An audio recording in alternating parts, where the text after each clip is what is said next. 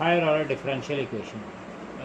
Higher order differential equation को लेते हुए आज हम टाइम पाथ निकालेंगे, यानी हमें टाइम पाथ को निकालने के लिए वाई पी और वाई सी की ज़रूरत होगी। सबसे पहले मैंने क्या लिखा हुआ है, ये हायर ऑर्डर डिफरेंशियल इक्वेशन लिखी हुई है, ठीक है। और इसमें देखें, पहली कंडीशन ये है कि अगर ए एन ज़ीरो हो तो ये ए एन आ रहा है। अगर हमारे पास ए एन ज़ीरो होगा तो ये पहली कंडीशन आ जाएगी। अगर ए एन ज़ीरो नहीं होगा तो ये कंडीशन आएगी। अगर ए एन ज़ीरो हो जाए तो ये B over A N minus one into T आ जाएगा। और अगर दोनों ही ज़ीरो हो जाएं, ए एन और ए एन माइनस वन, ये अगर दोनों ही ज़ीरो हो जाएं तो मेरे पास थर्ड कंडीशन आ जाएगी y p is equal to k t square. ये तीन कंडीशन हैं जो पर्टिकुलर इंटेग्रल के लिए हम यूज़ करेंगे। और जो हमें वाई सी निकालना पड़ेगा, उसके लिए हमें क्या करना पड़ेगा, उसमें सबसे पहले हमें देखना पड़ेगा ये वाला पहला केस जो है वो रियल एंड डिस्टिंक्टिव के लिए है, रियल एंड डिस्टिंक्ट केस के लिए है जी, ठीक है जी। सेकंड जो है वो रिपीटेड केस कहलाता है, रिपीटेड केस कहलाता है सेकंड। और थर्ड जो है ये हमारे पास कम्प्लेक्स केस कहलाएगा, ये कम्प्लेक्स केस है। तो ये तीन डिफरेंट टाइप के केसेस हैं जो हम वाई सी के लिए निकालेंगे। अब वाई सी और वाई पी दोनों इकट्ठे होंगे तो हमारे पास टाइम पाथ निकल आएगा। अब ये वाली जो कंडीशंस, इनको यूज़ करते हुए हम क्या करेंगे, हम कुछ क्वेश्चंस लेंगे जिसमें वाई सी और वाई पी को हमें फाइंड आउट करने का तरीका आएगा कि कैसे हम निकालेंगे वाई सी और वाई पी। उसके लिए हम क्वेश्चन नंबर 1 जो है वो हम अटेम्प्ट करते हैं जी, कि जिसमें हम सिर्फ और सिर्फ वाई पी निकालते हैं कि वाई पी कैसे निकाला जा सकता है। पहला हमारे पास क्वेश्चन है जी, Y double prime T triple prime T plus 2 double prime T plus Y single prime T minus plus 2y equal to 8। ये मेरे पास एक गिवन क्वेश्चन दिया हुआ है। अब इसमें देखें, अगर मैं इसको इसके साथ कंपेयर करूं डिफरेंशियल इक्वेशन के साथ, तो ये वाली मेरी कंडीशन क्या कहलाएगी, b, यानी b हमें गिवन है, b कितना है 8 है। और ये वाली कंडीशन a n है, a n कितना आ जाएगा, वो 2 आ जाएगा, ठीक है जी। तो जब ये हमें यानी कि a n जो है वो 0 के इक्वल नहीं है, इसका मतलब हमारी पहला ही केस रहेगा वाई पी जो है B upon A N. B हमारे पास 8 आया, ए एन हमारे पास 2 आया, तो 4 इसका आंसर आ गया। तो ये हमारे पास पर्टिकुलर इंटेग्रल आ गया। अच्छा, इसके बाद हम पर्टिकुलर इंटेग्रल के एक सेकंड क्वेश्चन हम अटेम्प्ट कर लेते हैं कि सेकंड क्वेश्चन है 3y triple prime T plus 9y double prime t equal to 1। ये मेरे पास क्वेश्चन दिया हुआ है। अब अगेन देखें ज़रा, हमारे पास b गिवन है, p हमारे पास 2 है, 1 है। अब इस इक्वेशन को मैं अगर अपनी जनरल इक्वेशन से कंपेयर करूं तो इसका मतलब है कि इसमें हमारे पास a n जो है वो 0 है, इसमें a n जो है वो 0 है।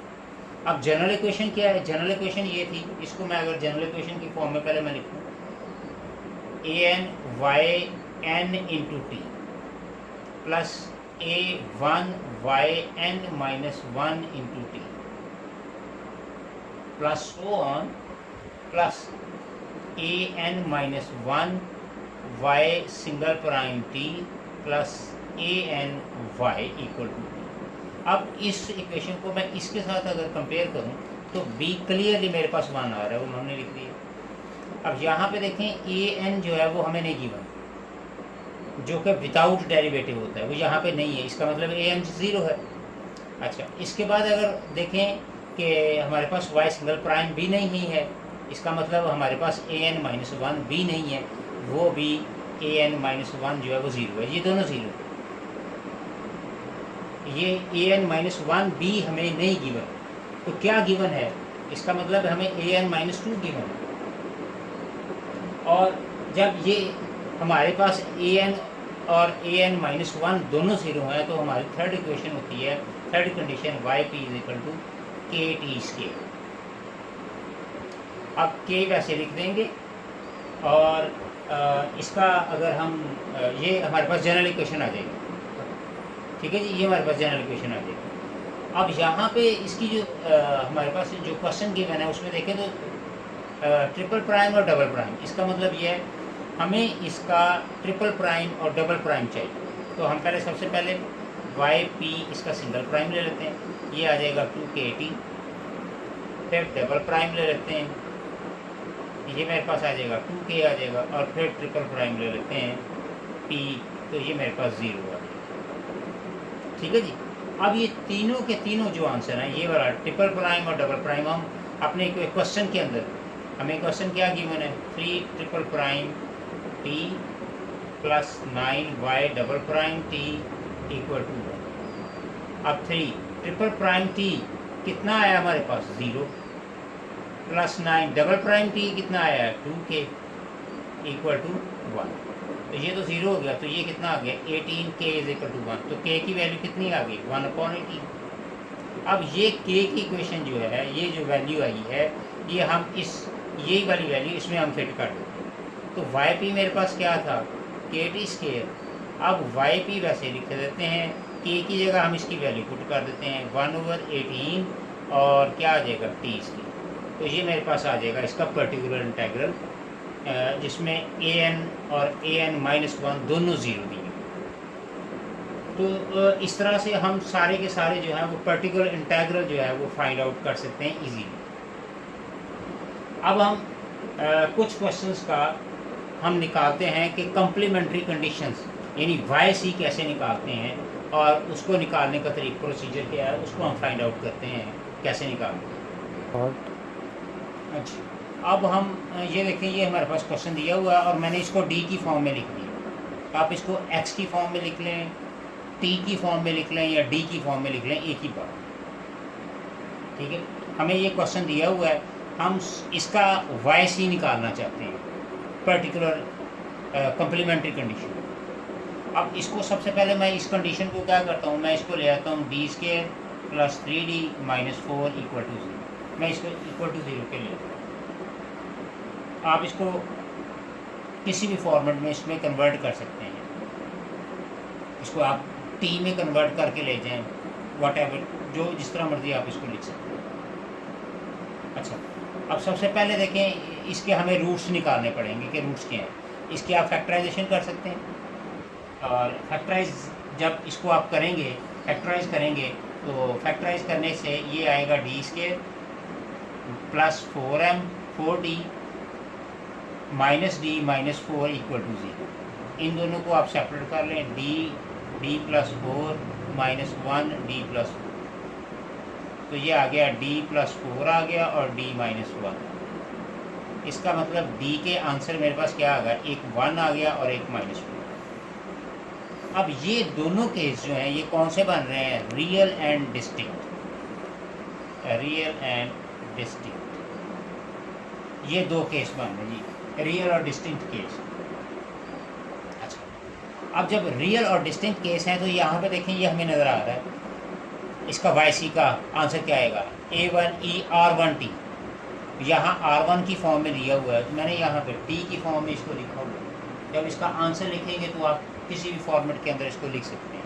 मैं इसको T की फॉर्म में लिख दूँगा, तो वाई सी क्या आ जाएगा मेरे पास, ये मेरे पास आ जाएगा A1E R1T plus A2E R2T। ये मेरे पास रियल एंड डिस्टिंक्ट है, क्योंकि यहाँ पे अब जनरल फॉर्म में देखें तो मैं सिर्फ 2 तक जाऊँगा, 2 टर्म्स तक जाऊँगा, क्योंकि मेरे पास जो रूट आए वो भी 2 टर्म्स तक आए।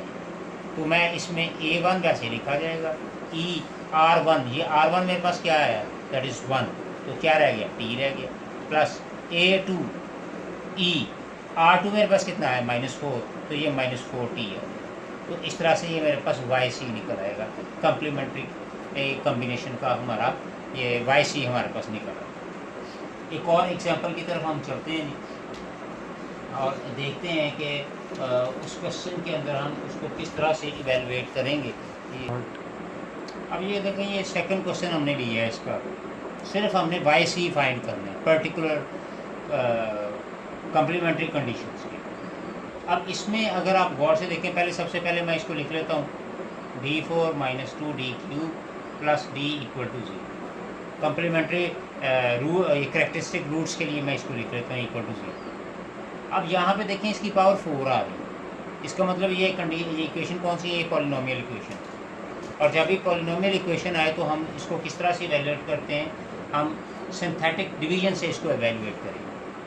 अब सिंथेटिक डिवीजन किस तरह से लिखेंगे, इसको लिखने का तरीका ये है, इसकी पावर 4 है तो मैं इसका कोएफिशिएंट लिखूँगा, ये 1 आ गया, क्यूब का कोएफिशिएंट -2 आ गया, स्केयर का कोएफिशिएंट नहीं है, तो स्केयर की फॉर्म ही नहीं है तो मैं इसको 0 लिख लेता हूँ। और फिर उसके बाद स्केयर के बाद फिर मेरे पास सिंपल डी आ जाएगा, तो उसको मैं 1 लिख लेता हूँ।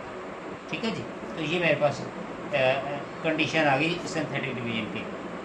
देखिए 4 के लिए उसका कोएफिशिएंट देखा, फिर क्यूब में -2 था वो लिख लिया, स्केयर वाली कंडीशन नहीं थी उसकी जगह 0 लिख दिया, और डी स्केयर के यानी कि जिसकी पावर 1 थी वो मैंने 1 लिख दिया। अब इसको सिंथेटिक डिवीजन का ये तरीका होता है कि पहले आप इसको 1 के ज़रिए सॉल्व करें, ताकि हमारे पास ये जो रूट जो हमारे पास टर्म्स 4 आई हुई हैं ये कम होके 3 टर्म्स तक आ जाए और इसके हम फैक्टर निकाल सकें। ठीक है जी, उसको कम करने का तरीका ये होता है कि हम सबसे पहले 1 को चेक करेंगे, अगर ये कम ना हो तो फिर -1 को अप्लाई करेंगे, अगर उससे भी ना काम बने फिर 2 से, फिर -2 से, इस तरह से हम इन 4 टर्म्स को कम करके 3 टर्म्स की फॉर्म में लेके आएँ ताकि हम अपनी कंडीशंस को इवेल्युएट कर सकें। तो सबसे पहले मैं 1 को चेक करता हूँ, ये एज इट इज़ आ जाएगा, 1 को 1 से मल्टीप्लाई किया, ये 1 आ गया, इसको सॉल्व किया -1 आ गया, -1 को फिर 1 से मल्टीप्लाई किया, -1 को 1 से किया तो -1 आ गया, और यहाँ पे इसका आंसर आ गया, इसको ऐड किया तो -1 आ गया, और -1 को फिर 1 से मल्टीप्लाई किया तो ये -1 आ गया, तो ये देखें ये 0 आ गया। इन दोनों को इवेल्युएट किया तो आंसर मेरे पास 0 आ गया। अब ये देखें ये 3 टर्में बच गई। अब इन 3 टर्म को हाईएस्ट टर्म क्या आएगी, ये सेकंड टर्म आएगी, यानी कि इसको हम लिख सकते हैं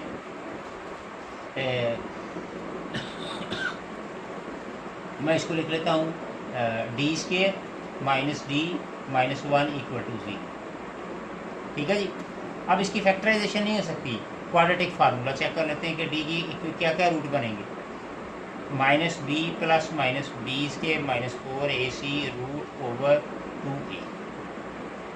-b, ये a की वैल्यू 1 है, b की वैल्यू -1 है, c की वैल्यू -1 है, सो ये माइनस इंटू -1 -1 का होल स्क्वायर -4, a की वैल्यू 1 आ गई और c की वैल्यू -1 अपॉन में आ गया 2 और a की वैल्यू 1 आ गई, तो ये 1 आ गया +4 अपॉन में 2 आ गया, तो ये 1 ± √5/2 आ गया, ये मेरे पास आ गया जी। अब इसको हम लिख सकते हैं 1/2 ± 5√2, तो हम इसको इस फॉर्म में लिख सकते हैं। इसका मतलब ये आ गया कि ये हमारे पास इसके रूट हमारे पास कौन कौन से आ गए, एक तो ये रूट आया और एक ये रूट ये वाला भी आया, यानी कि ये हमारे पास d = 1 ये वाला रूट भी हमारे पास आया। ठीक है जी, तो अब जब हम इसके कैरेक्टरिस्टिक रूट्स जब इसके लिखेंगे तो रूट्स को लिखने का ये तरीका होगा, सी क्या आ जाएगा, देखिए एक रूट ये निकला हुआ, तो पहले हम इसकी पहले कंडीशन बना लें, a1e हमारे पास आ जाएगा r1t + e2e r2t + a3e r3t। अब मैंने ये 3 टाइम्स क्यों लिखा है, क्योंकि एक आंसर ये है और 2 आंसर यहाँ पे आए हुए हमारे पास प्लस और माइनस की फॉर्म में। ठीक है, तो ये वाला लिख लें या ये वाला लिख लें, तो हम इसको जब लिखेंगे तो ये हमारे पास 3 टर्म्स बन जाएंगी। सो a1 मेरे पास वैसे आ जाएगा, e r1 का आंसर ये मेरे पास 1 आया तो टी आ गया, A2 आ गया, E R2। अब यहाँ से एक रूट मैं ले लूँगा, यहाँ से एक रूट ले लेता हूँ, 1 प्लस √5/2 प्लस A3E R3, और अब पहले प्लस वाला लिया, माइनस वाला ले लेता हूँ, माइनस √5/2 T। तो ये मेरे पास आ गया जी YC। थर्ड क्वेश्चन मैंने इसको करेक्टरिस्टिक रूट्स की शक्ल में मैंने लिख दी है। अब यहाँ पे देखें ये हमारे पास 4 टर्म्स आ रही हैं।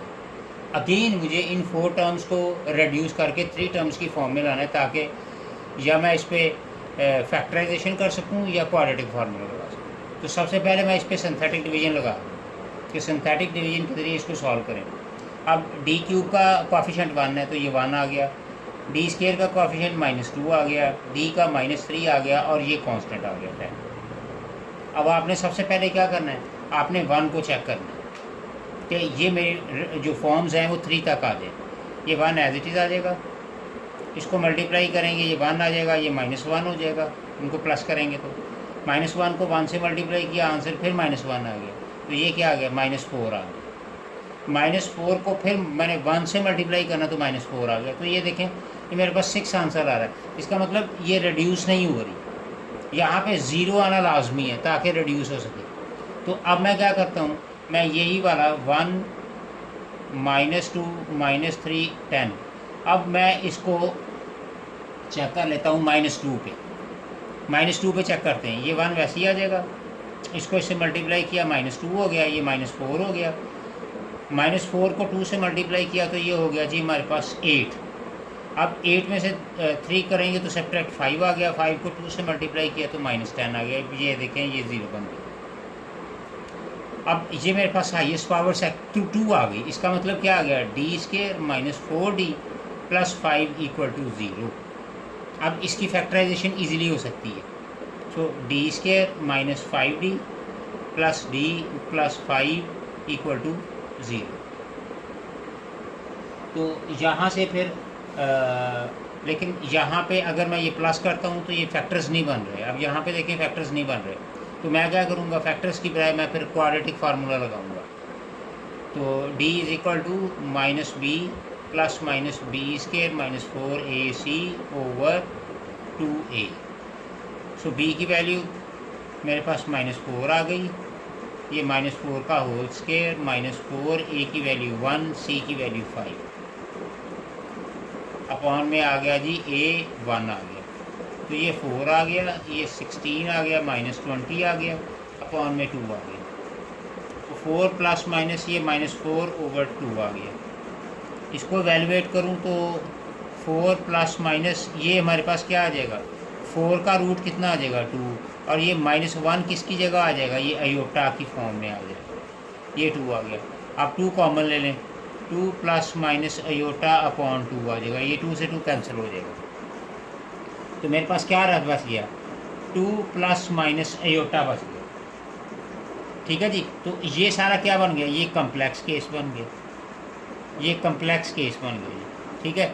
अब जब मैं इसके देखें तो हमारे पास आंसर क्या आएगा, एक ये आंसर आया -2 वाला, और एक ये मेरे पास कम्प्लेक्स केस आया। तो मैं जब इसका YC निकालूंगा तो YC को निकालने के लिए मुझे क्या करना पड़ेगा, मैं इसके रूट्स जब इसको निकालूं तो हाँ जी, अब YC हमने निकालना है। अब एक रूट मेरे पास -2 है, वो रूट को लिखने के लिए मैं लिखूंगा A1ER1T। और ये जो कम्प्लेक्स केस आया है, तो कम्प्लेक्स केस के लिए मुझे क्या करना पड़ेगा, +e⁻⁻ht into A2 cos VT + A3 sin VT। ये हमें लिखना पड़ेगा, क्योंकि ये इसकी जनरल फॉर्म जो है वो कुछ यूँ है, general form e⁻ht A cos VT + B sin VT। ठीक है, या इसको A1 और A2 कह लें। अच्छा, अब ये फॉर्म बनी हुई है। अब H क्या है, मेरे पास आंसर क्या है, 2 ± अयोटा। मेरे पास आंसर आया 2 ± अयोटा। इसका मतलब H मेरे पास 2 आ गया और V मेरे पास 1 आ गया। चलें, इसमें हम पहले पुट करते हैं। इसमें H की वैल्यू मेरे पास 2 आई, 2T A2 कॉज वी की जगह मेरे पास 1 आया तो टी आ गया, प्लस A3 साइन और टी आ गया। और ये जो पहला रूट आया था A1 ई R1 मेरे पास क्या आया था, ये देखिए जी -2 आया हुआ, तो ये -2t। तो इस तरह से हमने ये कम्प्लीमेंट्री कॉम्बिनेशन जो है वो कैरेक्टरिस्टिक रूट्स जो है वो हमने इससे इजीली निकाल दिया।